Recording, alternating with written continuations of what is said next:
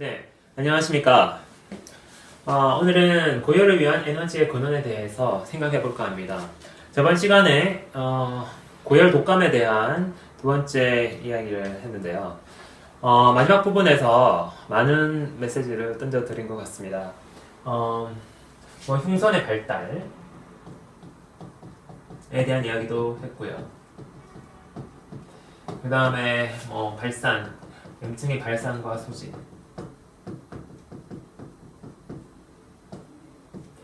어떤 염증의 어떤 특성을 보여주는 단어입니다.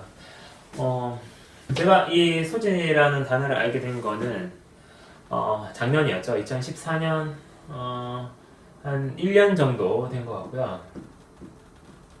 발산이라는 걸 안 거는 한 3개월 정도 되었습니다.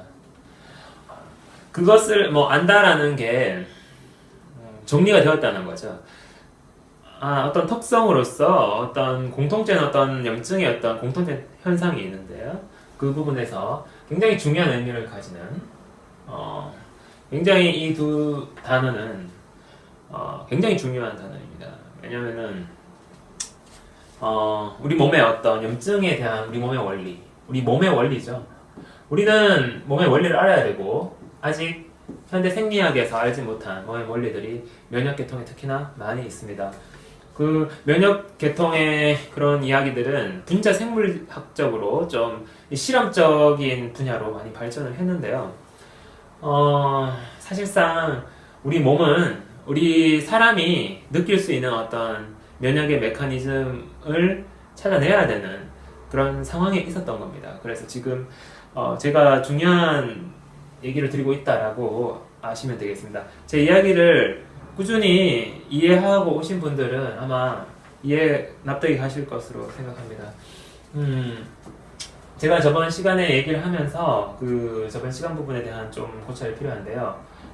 발열 시간의 어떤 중요성, 그 다음에 흉선의 발달, 이런 부분들에 대해서 제가 그냥 막 던졌는데요. 제가 그 당시에 발열이 언제 끝나는지를 예상 못하고 이제 첫 번째 시도를 했었고, 그 다음에 67차례, 7차례 정도 그 고열 독감을 아이들의 치료를 하였습니다. 그리고 그것은 성장기에 아주 컴팩트하게 오는 그 치료를 통해서 아이들이 그 치료 후에 달라지는 모습을 관찰할 수 있었고, 이것이 뭔가 중요한 의미를 갖고 있다라는 생각을 하게 됐습니다. 그래서 발열 시간의 중요성이라는 것은 충분한 발열이 어떤 끝날 때까지라는 개념이죠. 끝날 때까지 열을 쭉 빼주는 게 굉장히 중요하더라는 거죠. 뭔가 그 당시에 어렴풋이 알게 된 내용입니다. 지금 이런 흉선의 발달 개념을 정리하고 한 건 이제 작년인데요. 발산과 소진의 어떤 문제를 알게 된 것도, 그리고 다른 부분 급성 고열 독감뿐만 아니라 다른 어떤 만성 염증이라든지 모든 염증에 있어서 발산과 소진의 현상의 어떤 이런 정의 내릴 수 있었던 거는 이 끝날 때까지라는 게 소진이라는 개념은 그 당시로서는 생각할 수 없었던 개념입니다. 그래서 제가 다 탈 때까지라는 우리 몸에 있는 에너지를 다 태울 때까지 1차 에너지죠. 구조적인 에너지는 남아 있습니다. 우리 몸의 형태를 이루고 있는. 그렇지만 그것이 소진이라는 개념인데, 이 소진이라는 개념은 골수에서의 얘기로 생각하시면 되겠습니다. 골수 안에는 과립구와 임파구를 만들 수 있는 에너지가 있죠. 그 에너지는 골수 안에서 이렇게 다양하게 스템셀로부터 시작해서 다양한 백혈구와 적혈구가 만들어진다라고 이렇게 알려져 있는데요. 이 골수 안에는 피가 차 있게 되고 그것이 또 동맥과 정맥을 통해서 들어오게 되죠.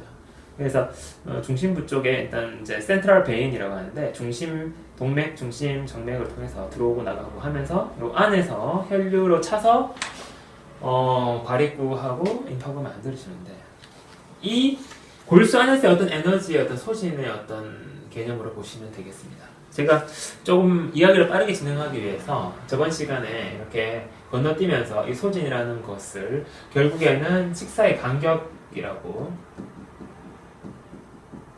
식사의 간격에서는 식사는 이제 영어로 meal이라고 그러죠, 그죠? 식사와 식사 간에서 우리는 하루에 2번에서 3번 정도 식사를 하는데 보통 아침, 점심, 저녁 이렇게 먹게 돼 있죠.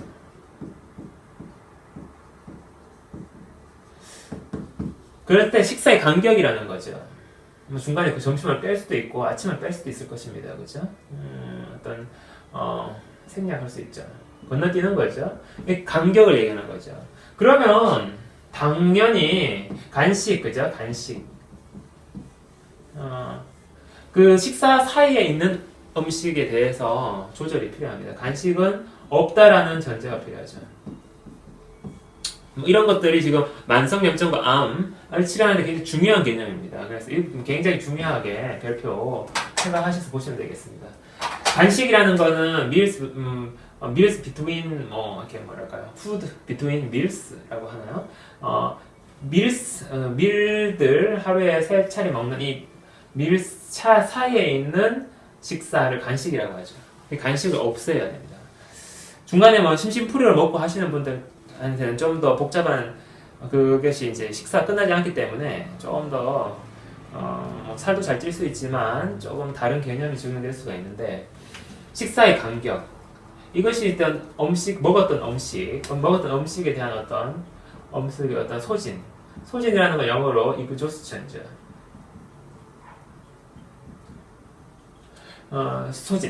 소진이라는 건 에너지가 고갈되는 것을 얘기하는 것입니다. 이것이 굉장히 중요하다. 이것을 급성염증인 고열독감, 그죠? 고열독감에서 그 개념을, 고열독감이 나는 원리, 제가 치료했던 원리들이 결국에는 만성염증과 암을 치료하는 원리가 되게 됩니다. 네, 나중에 다 알고 봤더니 일단 이런 소진의 개념이 굉장히 중요하더라. 그것이 염증의 소진의 개념이라는 것이고, 발산이라는 거는 그 인터벌 에너지라고 했는데 어떤 과립구, 또 굉장히 중요한 개념이죠. 과립구의 소모라고 보시면 됩니다. 과립구는 어떤 과립구일까요? 다 없어지지 않죠. 증가된 과립구. 염증을 위해서, 활력을 위해서 증가된 과립구의 소모. 과립구 소모가 일어나는 것은 어떤 이게 올라가다 꺾이는 현상, 이 꺾임을 얘기하는 거죠. 이 발산이라는 겁니다. 과립구가 어느 순간에 발산이 일어나면서 그것이 소모로 이어져 버리면은 그것이 염증이나 뭐 만암도 마찬가지죠. 염증을 꺾는데 굉장히 중요한 개념이고, 결국엔 이것은 과립구를 만들어내는 골수, 과립구를 생산하는 골수에서의 어떤 소진. 물론 간도 있다고 말씀드렸습니다. 그래서 간에서도 소진. 간에서는 하루치의 어떤 글루코겐, 글라이코겐이 저장되어 있다고 하는데요. 이건 뭐 내용을 찾아보시면은 알 수 있습니다. 알려져 있는데, 글라이코겐은 분해되면은 포도당인 글루코즈로 되죠. 간에서의 어떤 이런 부분도 소진이라고 볼 수 있겠지만 골수에서의 에너지의 소진이라고 볼 수 있습니다. 왜 그러냐? 우리는 그 고열 독감이 발생할 때 교감 상황이 생기게 되죠. 교감이라는 건 뭐 이렇게 동물과 교감한다는 건 아니죠, 당연히. 의지신경입니다. 의지신경, 교감신경, 그죠? 의지신경, 교감신경의 상황이 발생하게 됩니다. 고열이 날 때는 대체적으로 소화가 완전히 정지됩니다. 소화 기능이 아주 마비가 되는 거죠. 왜냐하면은 소화 기능은 부교감일 때 되니까 그렇죠. 저번에 그 많은 비풀 앞쪽 부분에서 부교감을 유도하는 것이 무엇인가라고 설명드렸는데 바로 푸드죠. 입에서 음식이 들어가서 뱃속에 채우게 되면 부교감이 유도가 됩니다. 그래서 만약에 고열 독감이 발생했다고 하도 푸드가 들어가면 부교감이 유도될 수가 있어요. 그러면 이제 혼란 상황이 일어날 수가 있는데, 어떤 사람에 따라서는 부교감적인 여유가 좀 있는 사람도 있어요. 교감이 강하게 작동하지 않는 분들은 음식을 좀 먹어도 괜찮은 경우가 많이 있습니다만은, 보다 깔끔하고 정확하게 어떤 상황을 정리하기 위해서는 이 개념, 제가 큰 개념을 보셔야 된다는 겁니다. 부교감을 일으키는 것은 무엇입니까? 쉬려고 하는 게 아니죠. 그죠? 음식을 먹으면은 퍼집니다, 몸이. 그러면 교감이란 건 뭡니까? 우리, 외부 상황도 있겠지만, 의지. 외부에 뭐 도저히 지금 일을 하지 않을 수 없고, 전쟁이 일어났다. 이러면은 뭐 폭탄이 떨어진다. 이러면 외부 상황이 있겠죠. 지금 의지가 활동합니다. 그죠? 교감 상황이 일어났을 때, 우리는, 어떤 교감 신경과 관련된 제가 말씀드렸죠. 이런 부분들이 물론 이런 부분은 잘 알려져 있는 내용이죠. 우리 의사 선생님들 다 아실 텐데요. 그런 것들이 작동하게 되고 소화는 억제가 되더라. 그래서 음식이 들어갔을 때는 부교감이 일어나더라. 부교감의 유발인자는 음식이라고 보시면 되고 교감의 의지인자는 우리 의지 대뇌 전두엽에 있는 어떤 사고기관이라고 보시면 되겠습니다. 그래서 소화가 억제가 일어나게 되죠. 만약에 소화가 억제가 계속 일어나면 어떻겠습니까? 소화가 계속 되는 상황에서 소화는 정지되고 에너지는 빠르게 고열로서 연소가 되기 시작합니다. 그러면은 얼마 안 가서 에너지가 고갈되겠죠. 저는 원 나이트라고 생각합니다.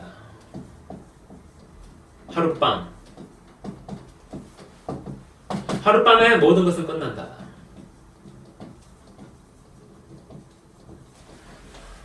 면역의 어떤 원칙을 맞춰주면 하룻밤에 만함이 나올 수 있고 꺾일 수 있고 다른 방향으로 전환이 일어날 수 있다라고 보는 겁니다. 원 나이트로 모든 것이 끝난다. 제가 제 염증이 있었죠, 그죠? 만성 피부염, 만성 우리 겨드랑이, 양쪽 겨드랑이 아주 심하게 오고 올해 초까지만 해도 이 염증의 원리를 찾고 염증을 치료하면서 염증을 찾아가는 그런 과정이 지속되었었는데요. 올해 한 5, 6월경 이렇게 제가 뭐 말씀드렸지만 어떻게 자기 몸도 치료를 아직 못해서 이렇게 막 지금은 이제 또 달라졌습니다. 저번에 한번 설명드렸을 겁니다. 저는 교감이 굉장히 발달된 사람이고 교감 신경 라인이 온몸에 많이 발달돼 있고 그런 분들 막 펜두통 일어나고 하는 분들 많죠. 별거 아닌 작은 것 때문에 정말 많이 아픕니다. 몸은 교감으로 바짝바짝 신경이 곤두섭니다. 그죠? 이런 부분들이 저에게 스트레스를 가중시켰고 만성염증이 생기게 만들었다라고 했기 때문에 제가 만성염증을 이렇게 컨트롤하고 방법을 찾아냈지만 다시 재발하는 이런 문제를 겪게 됐었는데요. 그래서 저는 지금 이제 교감을 바꾸는 방법에 대해서 이제 그런 것들도 이제 면역의 요법에서 중요한 발견으로서 또 알게 되고 하는 과정을 겪게 됩니다. 제가 당연히 이런 개념을 갖고 있는 상황에서 어땠을까요? 이 만성염증을 치료하기 위해서 제가 이제 만성염증 치료 과정은 급성염증이 끝나고 에너지 이런 여러 가지 얘기들 할 게 있는데 그게 끝나면 나중에 또 다시 얘기 될 겁니다만은 당연히 단식을 했겠죠. 당연히 단식을 했을 겁니다. 단식을 했는데 안 낫죠. 위축은 일어나더라고요. 상당히 저는 이 제 만성 피부염 한선염은 아주 고름처럼 이렇게 아포크린샘에서 진물같이 계속 나오기 때문에 아주 고질적이고 힘들어하는 질환입니다. 그리고 방법이 없습니다. 어떤 의사도 서울대 아니 어디 하버드대 의사도 이 방법에 대해서 정확한 얘기를 할 수 없습니다. 그렇지만 뭐 이런 식이요법이라든지 이런 스트레스 관리 요법들이 도움이 된다고 그러면서 외국에서도 책이 나오고 있고 그런 상황인데요. 이 부분에 대해서 과학적으로 설명하고 그 방법을 정리할 수 있는 경우는 없습니다. 제가 얘기 드리는 만성염증이라는 데 대한 부분이라든지 거기서 여러 가지 만성염증 우리 만한비풀 만성염증이라는 데서 우리 육아조직 얘기했죠, 그죠? 육아조직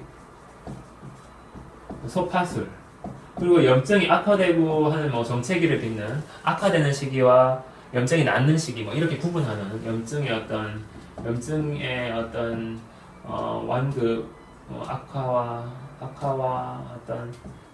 악화와 해소 이런 것들은 그렇게 구별하는 이런 방법들은 사실 어디에도 없는 이야기입니다. 제가 지어낸 이야기라니까 좀 이상한데 제가 창의적으로 정리하면서 개념을 정리하고 도출해내고 제가 이렇게 경험적인 것들을 총 또 직결하면서 그런 방법들을 만들어 가고 있다라고 보시면 되겠습니다. 그래서 저는 단식을 시도하지만 이게 염증의 위축이 단식에서는 이제 골수에서 단식이 일어나면 에너지가 떨어지니까요. 골수에서 만들 수가 없죠. 하루 정도 해봤는데 다시 약화되다가 우리 몸의 어떤 조직보다 이 염증 조직은 생존력이 강하죠. 교감신경에 의해서 강하게 암 조직도 마찬가지지만 교감신경에 의해서 연결되어 있다고 추정됩니다. 왜냐하면 교감신경이 작동할 때 암 조직에서도 그렇고 염증 조직에서도 통증이 발생하니까요. 교감신경에 의해서 암 조직, 만성 염증과 암이 이렇게 악화된다고 보는데요. 저같이 교감신경이 발달된 사람이 아니더라도 일반적인 분들도 교감신경이 강하게 작동하는 강한 스트레스 상황을 일생 중에 몇 번 겪게 될 수가 있고 그것에 의해서 한번 해서 그 조직이 만들어지면은 그 스트레스 요인에 의해서 계속 악화가 일어날 수 있는 겁니다. 이런 부분들에 대한 이야기들 단식을 했을 때 이 조직이 완전히 사라지지 않더라라는 사실을 통해서 뭔가를 좀 더 찾아가게 되는 과정을 겪게 되는데요. 이게 이제 뭐 3, 4일 했으면 또 뭐 어쩔지 모르겠지만 그렇게까지 원수는 하룻밤에 모든 것이 끝난다라고 저는 본 겁니다. 여기 소화가 억제된 상황에서 우리 하루 동안에 글라이코겐이 있다 그랬잖아요. 이거는 이제 포도당을 만들고 포도당은 당연히 여러분들 아시겠지만 혈당을 유지할 수 있습니다. 그죠? 혈당을 유지하는 게 포도당이죠. 그래서 간에서 포도당이 나옴으로써 혈당이 유지되면서 어느 정도 이렇게 다행히 근데 이거는 하루 정도 그리고 고열 상황에서는 원 나이트 그죠? 저녁 때부터 발생해서 그죠? 원 나이트 열이 오르겠죠. 저녁 때 한 6시간 정도 만에 제가 어린아이 아이들을 치료했을 때 그렇게 나타났다고 얘기를 했는데요. 6시간 정도 이 고열이라는 것은 에너지가 강하게 발산되는 상황이니까요. 저는 이 상황에서 뭔가 중요한 의미를 가진다라고 봤습니다. 어떤 원리가 우리 몸에 숨어 있을까요? 우리 몸에 어떤 원리가 숨어 있을지 거기에 대해서 제가 아까 이제 소진 그런 개념들은 나중에 정리됐다고 말씀을 드렸는데요. 발산이라는 개념은 더 나중에 정리가 되었고요. 아까 제가 이제 흉선의 발달이라는 거는 제가 저번 시간에 흉선의 발달이 어차피 어린아이가 성장하면서 와야 되기 때문에 이런 어떤 전신염증, 고열과 같은 전신염증은 피할 수 없는 측면이 있다라고 얘기 드렸습니다. 사실 이것도 여러분들한테는 좀 생소할 수 있는데요. 발열 시간의 중요성, 이 부분은 지금 하나 잠깐 설명드리고요. 제가 그때는 이렇게 이제 이렇게 치료를 해서 제대로 면역력을 갖추려면은 발열을 충분히 끝날 때까지 해줘야 된다라는 그런 개념을 가지고 있는데요. 만약 병원에서 우리가 입원한다는 환자를 생각한다면은 수액을 해서 영양을 공급해주는 것도 IV 우리 정맥 혈관을 통해서 가능하다고 하더라도 그 시기를 고려해야 될 것이라고 보고요. 이렇게 해서 이제 처음에 면역력 획득이 실패하게 되면은 다시 영양을 공급해주고 왜 그러냐면 이 문제가 영양이 공급되는 게 하루를 원나이트가 아니라 여러 날 이어지게 되면은 임파구의 건강성에 문제가 생길 수가 있습니다. 너무 이렇게 고열이 가고 잘 못 먹으면서 이런 상황이 오래 지속되면 임파구의 과립구의 에너지를 끊어주기 위한 건데 결국에는 임파구의 건강 상태가 나빠지게 되면 우리 몸은 이제 영양이 장기전으로 가면 하루가 아니라 여러 날을 가게 되면 위험할 수 있죠. 이럴 때는 종합병원의 입원이 굉장히 중요합니다. 그렇게 보는 겁니다. 그래서 만약 여러 날 했을 때는 어떤 이 발열의 목적을 충분히 달성할 수 있게끔 해줘야 된다는 얘기고요. 발열 시간의 이 중요성이란 거는 나중에 더 정리가 좀 되었다라고 보시면 됩니다. 일단 그 당시에도 저희 아이들을 약 없이 치료를 해야 되는 상황이었기 때문에 저희 아이들이 잘 건강하게 성장하는 데 있어서 굉장히 중요했다라고 이렇게 보시면 되겠습니다. 일단은 이제 흉선의 발달을 이제 고열은 피할 수 없는 측면이라고 얘기했는데 흉선이 발달돼야 한다. 이 부분도 사실은 여러분들은 면역 우리 관심 없었던 흉선, 그죠? 흉선이 실질생활하고 연결될 거라는 생각은 아마 못 하셨을 겁니다. 흉선은 그냥 T세포가 만들어져야 되는데 T세포를 어떻게 하면 T세포를 늘릴 수 있느냐, 뭐 이런 문제가 되거든요. 이게 이제 T세포라는 게 이제 B세포, 임파구에서 이제 두 가지 종류인데, 그죠? 이 B가 많은 거는 B는 소화에 관계가 많이 되는 거고, 이거 T세포는 이제 우리 몸에 치유작용하고 하게 되니까.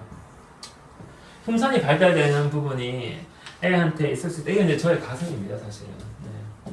어린아이가 이렇게 성장할 때, 흉선의 어떤 상대적인 약화로 인해서 흉선이, 가동되기 위해서, 흉선이 가동되고, 발달하기 위해서, 발달해서 어떤 성장이 일어나겠죠. 크기가 커지겠죠. 장기의 크기가.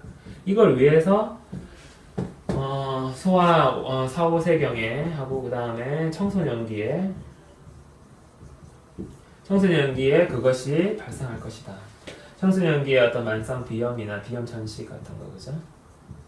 4, 5세기에 급성염증이 발생. 이 급성염증이 4, 5세기 발생한다는 이런 것들이 이제, 우리 면역학에서는 어떻게 정의가 되겠냐면, 면역학에서는 acquired, 그죠? adapted immune system, 그 이제 innate immune system 해가지고 면역 그게 두 가지가 있거든요. 그래서 adaptive immune system.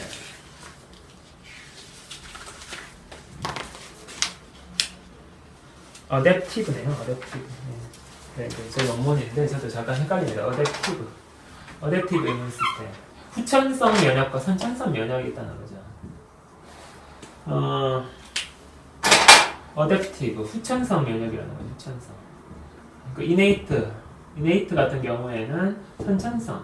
우리가 나면서부터 타고나는 면역 시스템이 있고 후천적으로 만들어지는 면역 시스템이 있다라는 건데, 이런 거에 있어서 이제 뒤에 이제 이런 이제 급성염증이 나중에 발달한다. 언제 어떻게 하는지 잘 모른다. 그리고 거기에 대한 어떤 가설을 제시 못하고 있는 게 우리 현실입니다. 그렇지만 제가 흉선의 발달이 필요할 것이다. 애들이 성장하면서 어떤 그런 부분들을 가지고, 청소년기는 아무래도 조금 그래도 덜하죠. 어릴 때는 급격히 성장하기 때문에 이렇게 흉선의 급진적인 발달이 필요하고 급성염증이 많이 발달하는 것으로, 성인에게는 급성염증과 고열, 급성염증이라고 하면 틀리고 고열이 많이 발생하는 것이죠. 성인들은 고열이 좀 적을 것입니다. 근데 어린아이들은 고열이 발생하는 이유가, 피할 수 없는 이유가 바로 여기에 있다. 흉선의 발생은 저의 그거 관련됐던 건 저의 생각입니다. 제가 그 나중에 생각이 된 거는, 애가 그 고열 상황을 생각해 보시면은 알 수 있는데, 누워가지고 온몸이 막 이렇게 막 건조하게 말라가지고 막 열이 나고 있단 말입니다. 그죠? 그러면 이렇게 해서 가슴이 숨을 막 이렇게 몰아쉴 겁니다. 그죠? 숨을 쉬면서 열이 나고 가슴이 이렇게 막 움직이게 될 것입니다. 이랬을 때 가슴 중간에 있는, 우리 가슴 중간에 있다고 말씀드렸죠. 그 흉선의 바이브레이션이 일어날 수가 있죠. 흉선. 가슴 중간에 있는 흉선이 심장 옆에서 엄청 뜨겁게 고열 상황이 되고, 바이브레이션. 숨을 쉬면서 바이브레이션 일어날 때 흉선이 발달할 가능성이 높다는 거죠. 여러 가지 원인을 들어가지고 흉선 발달에 대한 어떤 이야기를 하고 있는데요.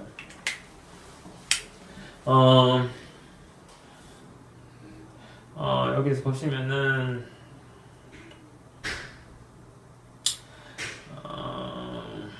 흉선이 발달하는 거는 사이머스가 바이브레이션이 있는 부분이라든지, 그 다음에 하여튼 이런 것이 이제 전신적인 염증, 그죠? 전신염증 같은 경우에는 고열이 안 일어나도 전신염증이 있으면 온몸이 아픈 거를 얘기하는 거죠. 온몸이 아픈 거는 면역력 회복을 위한 것이다. 이런 심한 고열 상황에 빗대서 면역력 회복을 위한 것이다. 면역력의 어떤 재강화, 면역력을 강화시키기 위해서 전신염증이 일어난다. 제가 전에 말씀드렸지만 악화가 해소될 때, 염증이 국소적인 염증이 해소가 일어날 때 어떻습니까? 온몸에 열이 난다고 온몸에 피로감이 오면서 온몸이 아프다 그랬죠. 온몸이 아픈 것은 면역력이 회복되고 강화되는 신호라고 말씀드렸습니다. 아주 중요한 포인트입니다. 그래서 이 급성염증이 면역력 회복과 관련이 있다.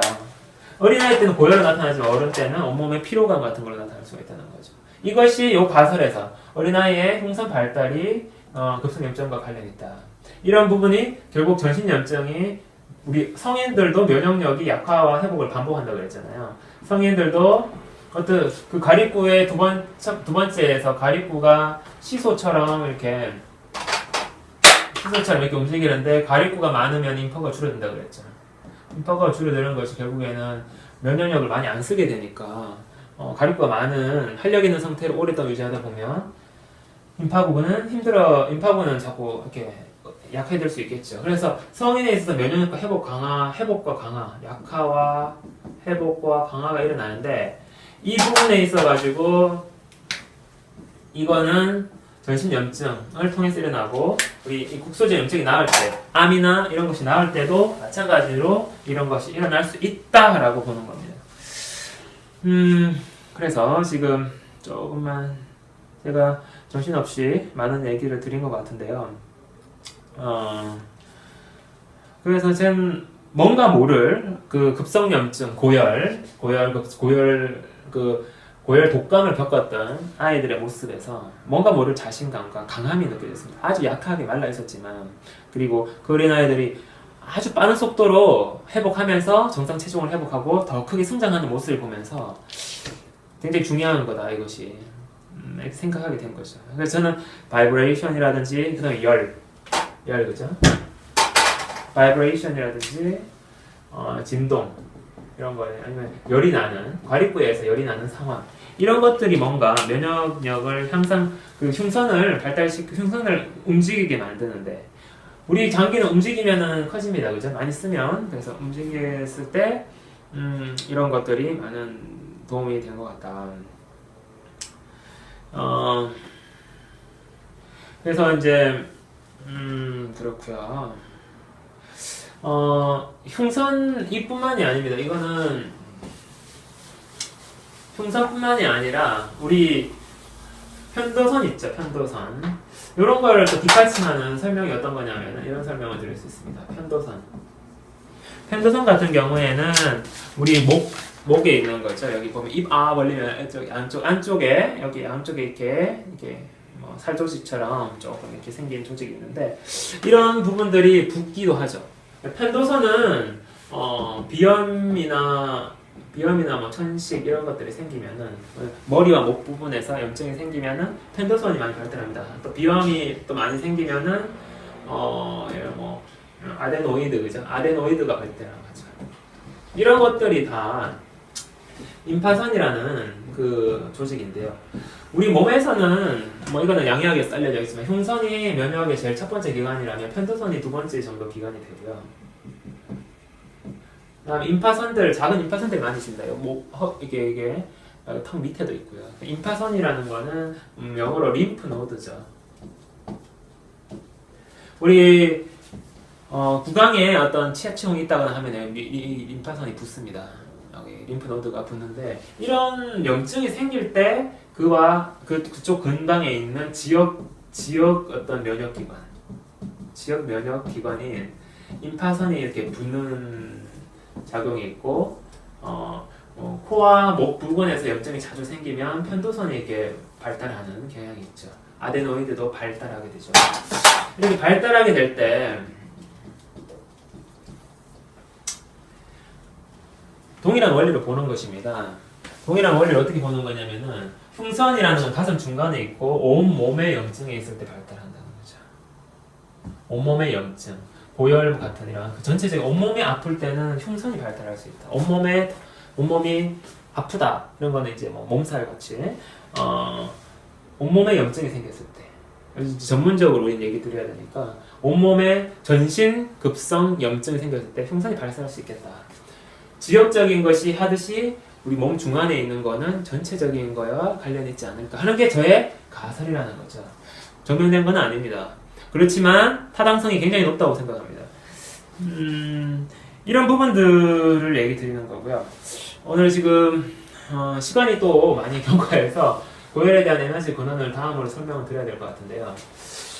에너지 근원, 에너지 문제는 굉장히 중요합니다. 고열이 발생하려면 소화가 멈춰진 상황이기 때문에 소화가 중지된 상황에서 에너지가 어디서 오느냐. 제가 아까 말씀드렸지만은 이제 몇 가지 얘기 드렸지만 그 부분은 다음에 그 에너지 문제에서는 뭐 이제 간과 골수죠. 간과 골수 이렇게 볼 수 있는데 이 부분은 이제 조금 더 세부적인 얘기가 필요합니다. 그래서 간과 이 부분은 좀 오늘은 급성염증에 대한 어떤 세 번째 시간으로 좀 바꿔야 될 것 같은데요.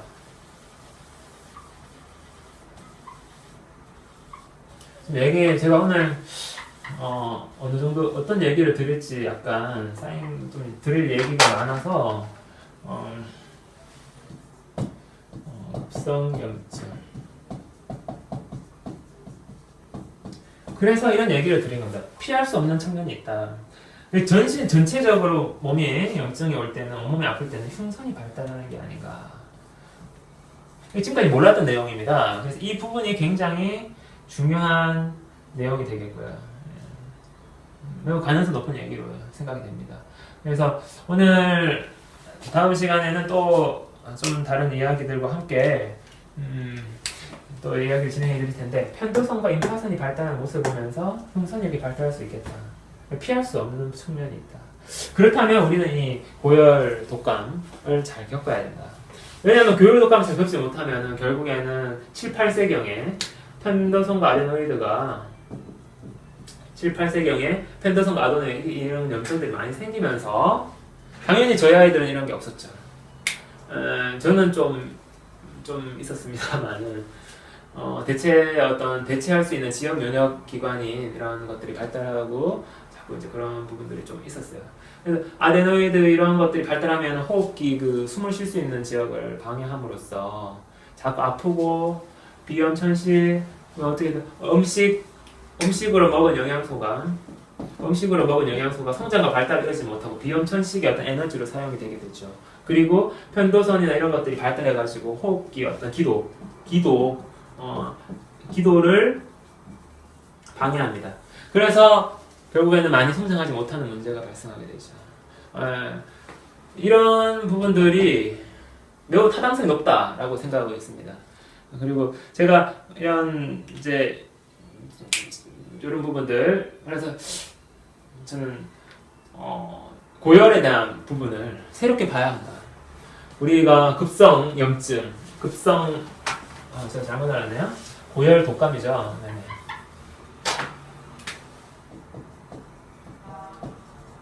고열 독감에 대한 부분들.